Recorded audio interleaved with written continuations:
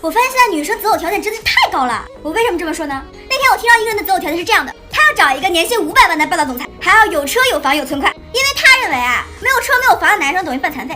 然后我就跟他说啊，你要求这么高，那你应该有车有房，然后赚的很多吧？他说没有啊，我没车没房，月薪1800，凭实力单身优秀。这什么让你这么理直气壮的说出对另一半的条件呢？成天想着非常值得嫁给霸道总裁，我尊重你，但是我们可不可以实际一点？霸道总裁身边有多少肤白貌美、腰细腿长的、独立自主、自力更生、三观合得来的小姐姐？那他凭什么看上一个又懒又馋、一无是处的你呢？霸道总裁都瞎呀？还是言情小说啊？对，灰姑娘。但是你要知道，灰姑娘她爹是伯爵，她自己长得跟天仙一样啊，她只不过是点儿背摊上了一个倒霉的后妈，有那个时间先完善一下自己，什么都有了。越没有的女生才会越要是吗？你在你一无所有的情况下问男生有房有车吗？那如果男生反过来问你呢？那你又有房有车吗？宝贝，你知道什么是门当户对吗？也不要抱怨平时遇不着好人，你要知道，优秀的人只会吸引优秀的人，而垃圾才会招苍蝇。